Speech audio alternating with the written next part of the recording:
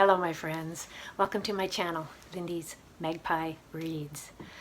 I have got 6 books to tell you about today, and I'm going to try and get through as quickly as possible because one of my sisters is in Victoria visiting my brother-in-law Tom and their granddaughter Adara, and I want to spend as much time as possible visiting with them. And it is cold in Victoria today. We've reached a 6-decade record low for this date, minus 9, I think. And I'm not sure, but anyway, I just saw that it was a record low temperature. This is nothing for somebody who grew up in northeastern Alberta like I did, lived in Edmonton for many years, and in fact, my sister and her family, when they left their farm in the Yukon yesterday morning, it was minus 34. So we laugh at these supposedly cold temperatures. Although I have to say, when you're not prepared clothing-wise or how your houses are heated, a lot of houses have single-pane glass, for example. Like this window behind me, I can feel the cold coming through. Anyway, we'll make this quick. At the main branch of the Greater Victoria Public Library, they always have a display of books by Indigenous authors, and I love it because I'm able to pick up stuff there that I probably wouldn't have seen otherwise, and that's what happened with this one, for example. Histories, Territories, and Laws of the Kitwancool. This was first published in 1959 through the Royal British Columbia Museum, and this is the 2022 edition with new foreword, new information. So I'm trying to educate myself on the Indigenous nations that are the people of the British Columbia and Vancouver Island, the place where I live, because I'm much more knowledgeable about the first peoples of the prairies. So, totem poles.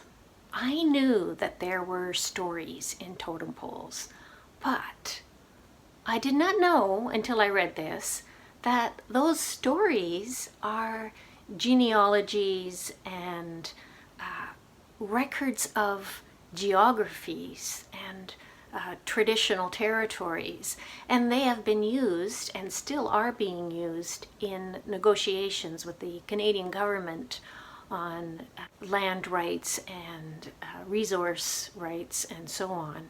The Kitwancool people are in an interior part of northern British Columbia, and it wasn't until the 1920s that they had much contact with the outside world. The contents of this book were transcriptions that were made in 1958 when the government, either of BC or the Canadian government, I'm not sure, wanted to take some of these totem poles from their village and study them. And then new poles were created to replace them. So the transcriptions are mostly stories of the meaning of the poles, these totem poles. There are photos in this book. Here's another one. I think I will insert some photos here that I found online. So in this chapter, it's the history of the totem pole Hanelafgag, which means where the raven sleeps with its young. And this was recorded October 15th, 1958. And there's a list of the chiefs who were present. Only one is a woman, Mrs. Fred Good, and her Kitwancool name is Chief Lesegu.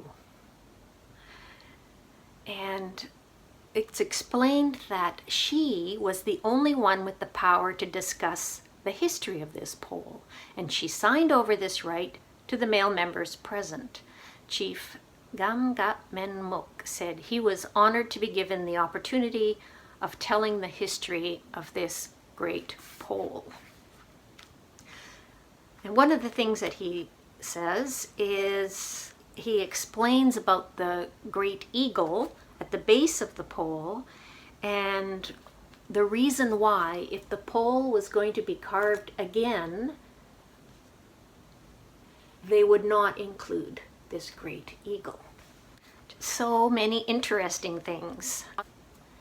In the section on the laws concerning territories, there was a lot of details about how they made sure that there was always going to be enough food with hunting and fishing and plant gathering for numbers of people. This type of resource management has been going on for 1,000 years. So yes, 1,000 years. So these stories that are connected with the individual elements on the totem poles record movement of a group of peoples, clans, or this particular clan, that from to different parts of the country, to this river and over that mountain, and how they established what is their traditional territory. It's very interesting. And one more thing that I'll mention about things that I learned in here has to do with traditional headdress, the use of eagle down. There's a picture in here of chiefs wearing regalia, and it says, whenever there is trouble, the chief puts on his headdress called amalite. It's trimmed with ermine skins, and its crown is filled with eagle down. He bows his head over the people so that the eagle down falls on them, and this means friendship and peace. So whenever these feathers fall on you, you must be a peaceful person. And isn't that a cool thing about being reminded about peace? I love it. And this is another one that I saw on display at the library, Beau Dick, Devoured by Consumerism, and it's a museum catalog. Beau Dick was a Kwakwaka'wakw artist, a wood carver from Alert Bay in British Columbia, and he died in 2017. And this is about his final project called Devoured by Consumerism. The image for a drum is symbolic of his message. He says, we talk about the system. It has no face. It has no conscience either. So these forces we are up against are almost on the supernatural level. My conscience tells me we have to fight back. And in some ways, it is war on another level, non-violent, but spiritual warfare. It has come to that. There's a special winter ceremony described in here called the Hamatsa, a ritual that has to do with consumption, and it's symbolic of the struggle between base urges and socialization. Well, this is something that is very much relevant today. The curator Candace Hopkins writes, when the true nature of colonialism is laid bare, when the psychological trauma of cultural genocide becomes inseparable from the insatiable desires of capitalism, what then are the antidotes for these maladies that infect us all?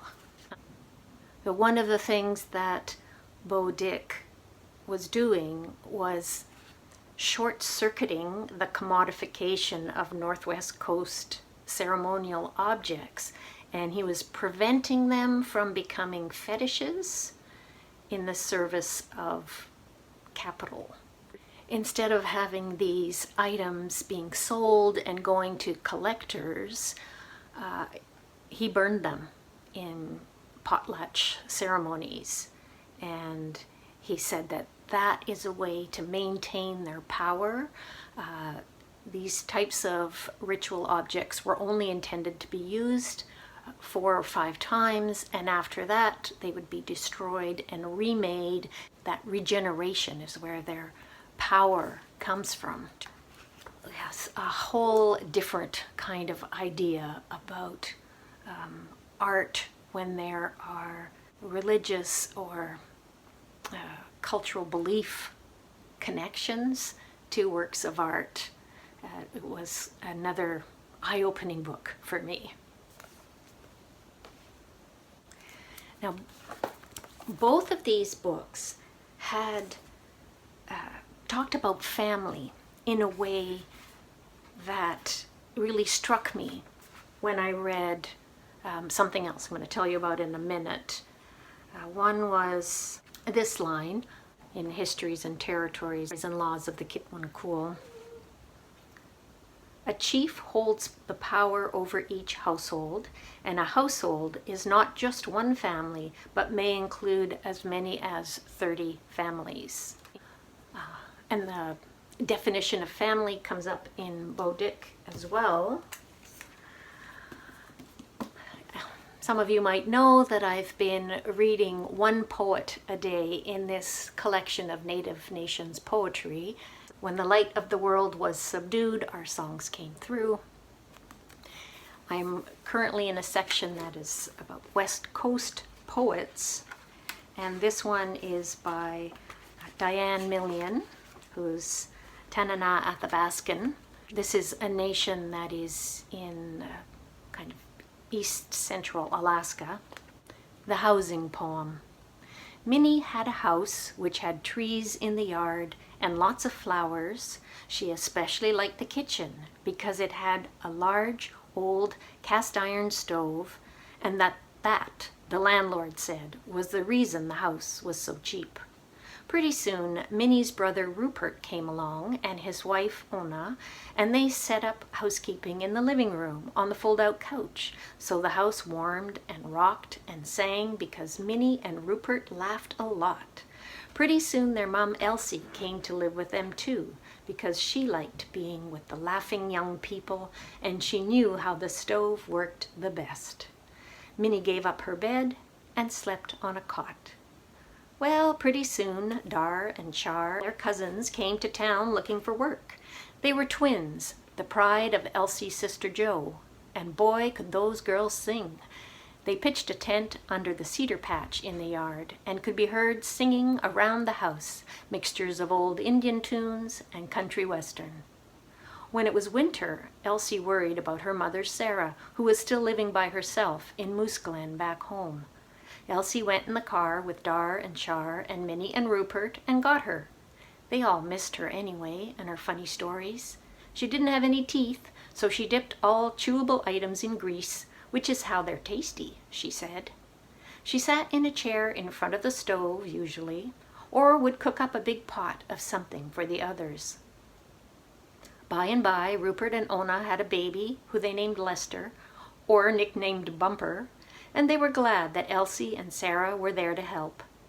One night, the landlord came by to fix the leak in the bathroom pipe, and was surprised to find Minnie, Rupert, and Ona, Sarah and Elsie, Char and Dar, all singing around the drum next to the big stove in the kitchen, and even a baby named Lester, who smiled, waving a big greasy piece of dried fish. He was disturbed. He went to court to evict them. He said the house was designed for single-family occupancy, which surprised the family because that's what they thought they were. Okay, so the next 4 books that I'm going to tell you about are all classified as middle grade. And I recently read an article online in the Teen Librarian Toolbox. So Karen Jensen has been writing this blog for a long time. That's on the School Library Journal website, I think. I will leave a link down below to the article. And she says, what is middle grade fiction anyway? And talks about its place in the reading life of teen readers. And what particularly caught my interest is how what's considered middle grade is shifting. I have been interested in YA literature ever since 2003, when that became part of my job at working at a public library in Edmonton. And I've also been part of a YA book club since that time as well. And what I've noticed, and I think my fellow book club members have noticed, is that YA literature seems to be shifting towards an older audience of teens. There's not so much as is aimed at younger teens. Well, that was confirmed for me when I read this article, that now middle grade is shifting slightly older. And so, although in general middle grade fiction, the audience is like about 10 to 12 years old, for some publishers, they're considering books aimed at 12 to 14-year-olds middle grade. So yeah, very, very interesting. Another thing that's pointed out in that article is that middle grade is the kind of fiction that can be appreciated by everyone of all ages.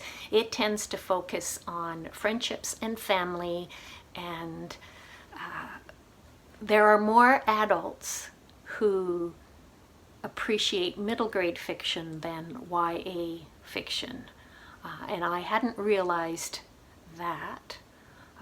I would love to hear from you whether you agree with that.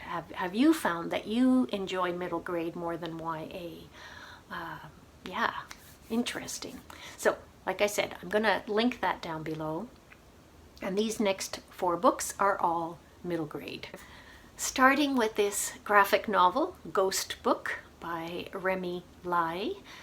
She's a Chinese-Australian cartoonist, and oh wow, look at how the foil on that cover, the Ghost Book.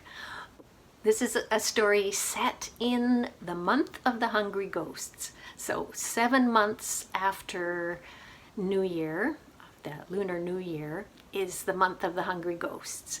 And the 2 central characters, a girl and a boy, were born on the same night 12 years ago in a hospital where one of them was supposed to die. This has caused some problems. When it starts out, we meet Horseface and Oxhead, and they're working for the king of the underworld, collecting souls who are supposed to die. There's some humor in here where they're both extremely fond of dumplings. And this is a plot point in the novel. Here's a scene where one of the souls complains about being killed. Horseface says, "Excuse me, we did not kill you. The death register did." "My murderer is a book." "This is the death register. It's a scroll made up of many bamboo sticks. That's your name on the stick. That's why you died." "Which nincompoop wrote my name on this stick?" "The universe." "What did I ever do to the universe?" Yeah.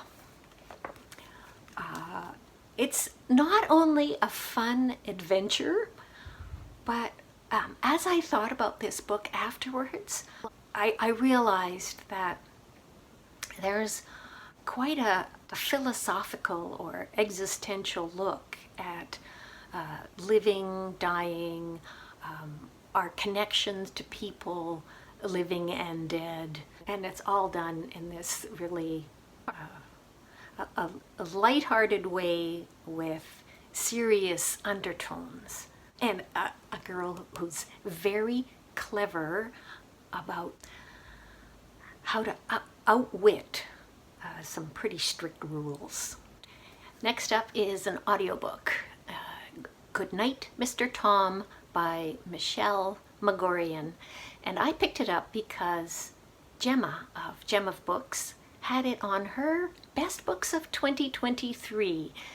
This is not a new book. It's practically a children's classic. It came out, I think, in 1983, sometime around then, and it is set during, right at the start of World War II, where children from London were evacuated to the countryside. So we're following the life of one boy, William, and Mr. Tom, the man that he's placed with. It's a heartwarming story. The only edition that I had access to was an abridged copy, so it didn't take me long to get through it.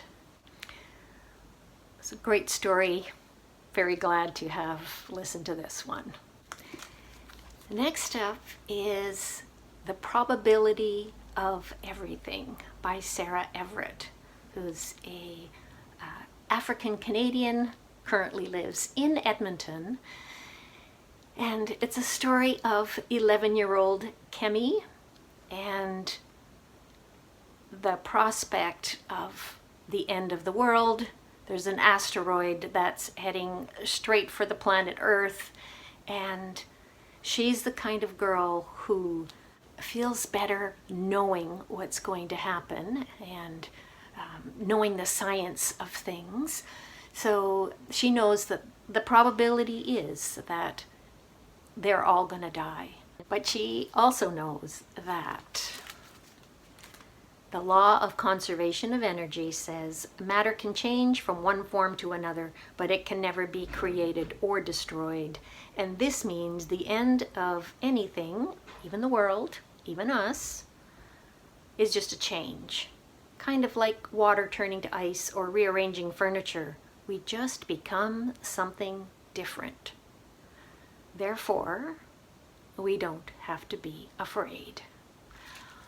She sees everyone around her is afraid and she wants them to feel better.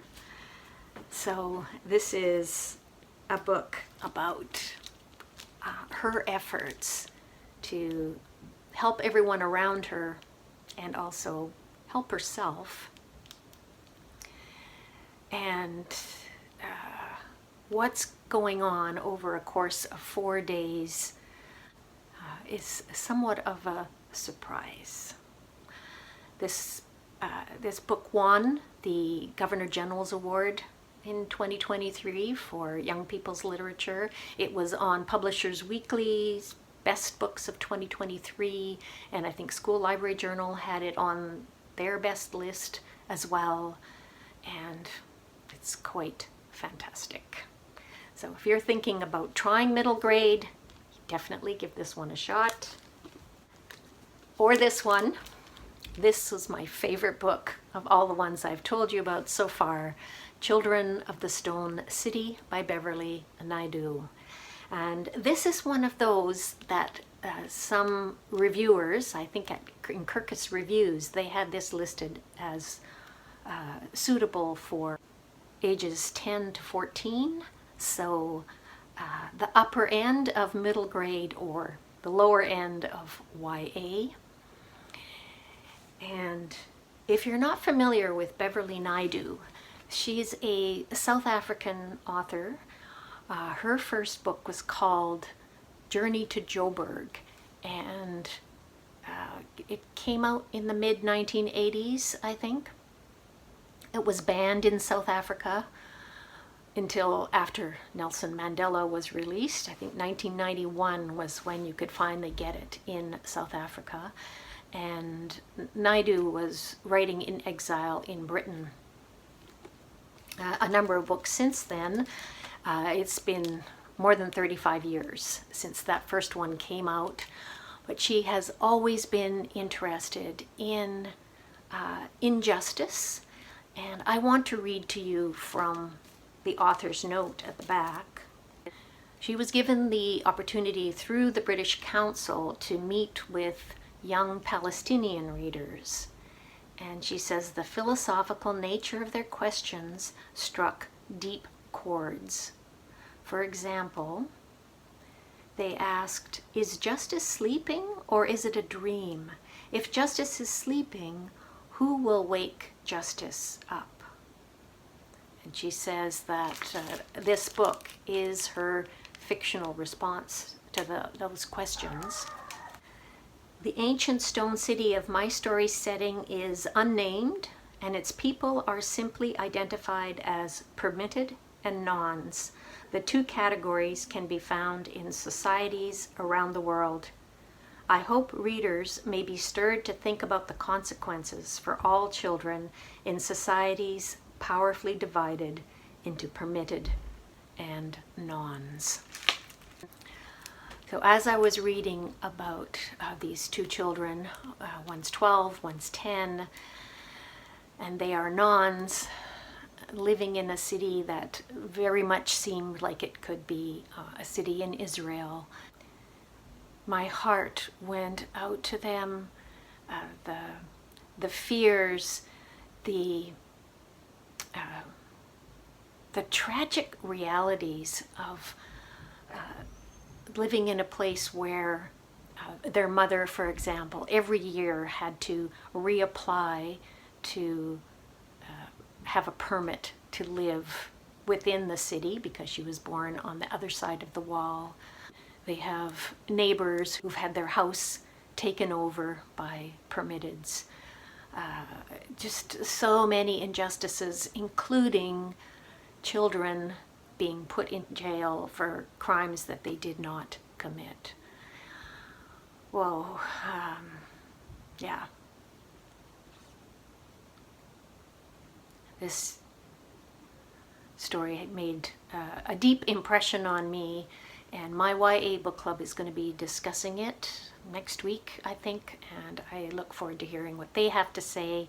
And if you've read this, I want to hear what you've got to say about it. So put something in the comments down below. If you've got anything to say about any of these books that I've talked about, I always appreciate hearing from you. I'm very grateful that you watch my videos. Please say hello. And if you want to stick around, I have included a little clip about how I decorated a chocolate cake with icing sugar. Bye for now. I'll see you again soon. Happy reading.